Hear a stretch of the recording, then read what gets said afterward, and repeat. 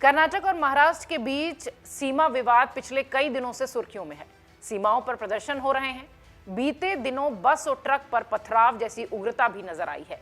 इन सब के बीच 28 दिसंबर को महाराष्ट्र विधानसभा के दोनों सदनों में सर्वसम्मति से एक प्रस्ताव पास किया गया। इस प्रस्ताव में विवाद के समाधान के लिए कानून लड़ाई लड़ने का समर्थन किया गया है। इससे पहले पिछले हफ्ते ही कर्नाटक विधानसभा में भी इसी तरह का प्रस्ताव पास हो चुका है। कर्नाटक विधानसभा द्वारा पास प्रस्ताव में राज्य के हितों की रक्षा करने का संकल्प लिया गया था। सर्वसम्मति से पारित किए गए प्रस्ताव में महाराष्ट्र द्वारा निर्मित सीमा विवाद की निंदा भी की गई। आखिर दोनों राज्यों के बीच सीमा विवाद है क्या, ये हम आपको विस्तार से बताते हैं। ये विवाद कितना पुराना है, ये भी हम आपको बताएंगे।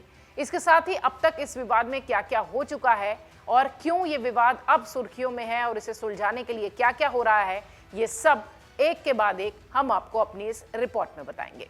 ये सीमा विवाद कर्नाटक के बेलागवी यानी बेलगाम, उत्तर कन्नड़ा, बिदर और गुलबर्गा जिलों के 814 गांवों से जुड़ा हुआ है। इन गांवों में मराठी भाषी परिवार रहते हैं। 1956 के राज्य पुनर्गठन अधिनियम के तहत जब राज्यों की सीमा का निर्धारण हुआ तो ये गांव उस वक्त मैसूर यानी जो इस वक्त कर्नाटक है उस राज्य का हिस्सा हो गए। महाराष्ट्र इन गांवों पर अपना दावा करता रहा है। ये विवाद कितना पुराना है अब ये भी समझिए। बॉम्बे प्रेसिडेंसी में कर्नाटक के विजयपुरा, बेलगावी, धारवाड़ और उत्तर कन्नड़ा जिले आते हैं। 1948 में बेलगाम म्यूनिसिपैलिटी ने जिले को महाराष्ट्र में शामिल करने की मांग की थी, लेकिन स्टेटस रीऑर्गेनाइजेशन एक्ट 1956 के तहत बॉम्बे प्रेसिडेंसी में शामिल रहे बेलगाम और उसकी 10 तालुका को मैसूर स्टेट यानी 1973 में जो कि जिसे कर्नाटक नाम मिला है उसमें शामिल किया गया।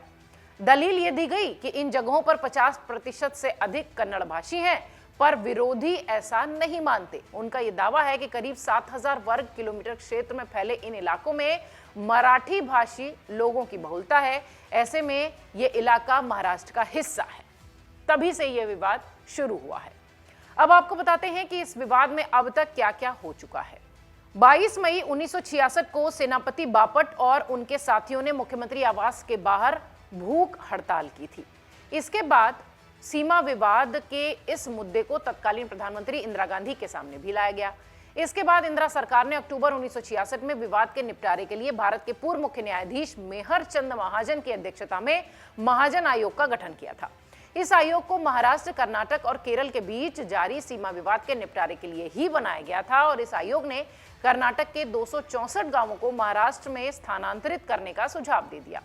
इसके साथ ही बेलगाम और महाराष्ट्र के 247 गांवों को कर्नाटक में रखने की बात भी कही गई।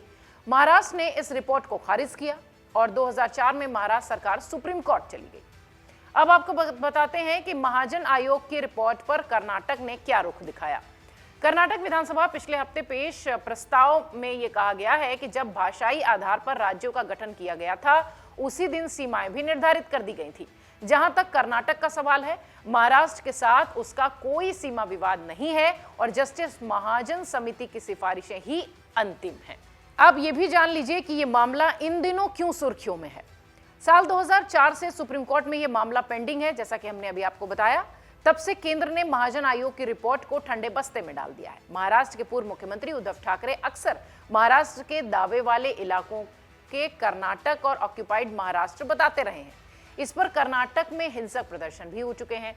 बेलगाम का मसला महाराष्ट्र की सभी पार्टियों के चुनावी एजेंडे पर भी रहता है। 6 दशक से महाराष्ट्र विधानसभा और परिषद के संयुक्त सत्र में गवर्नर के अभिभाषण में सीमा विवाद का जिक्र होता रहा है।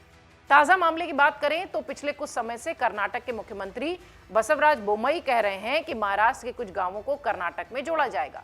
वहीं दूसरी ओर महाराष्ट्र के मुख्यमंत्री एकनाथ शिंदे ने कहा कि उनकी सरकार कर्नाटक के 865 गांवों के मराठी भाषी लोगों के साथ है और इन गांवों को महाराष्ट्र में ही शामिल कराया जाएगा। बीते करीब 1 महीने से दोनों राज्यों के नेताओं की ओर से बयानबाजी तेज है। दिसंबर की शुरुआत में दोनों राज्यों की सीमा पर कन्नड़ रक्षक वेदिका नाम के एक संगठन ने महाराष्ट्र से आने वाली ट्रेनों को नुकसान भी पहुंचाया था।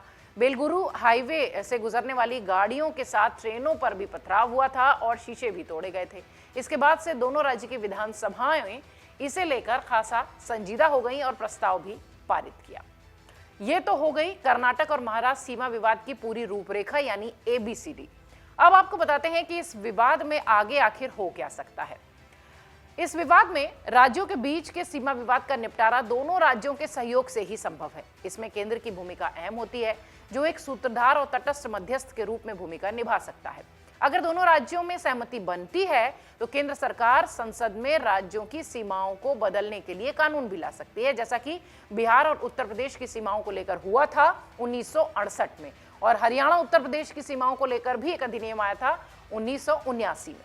जहां तक महाराष्ट्र और कर्नाटक सीमा विवाद की बात करें तो इसे लेकर केंद्रीय गृह मंत्री अमित शाह दोनों राज्यों के मुख्यमंत्रियों से बातचीत भी कर चुके हैं और 6 सदस्यों की कमेटी बनाने को भी कह चुके हैं, जिसमें दोनों राज्य सरकारों के 3-3 मंत्री शामिल होंगे।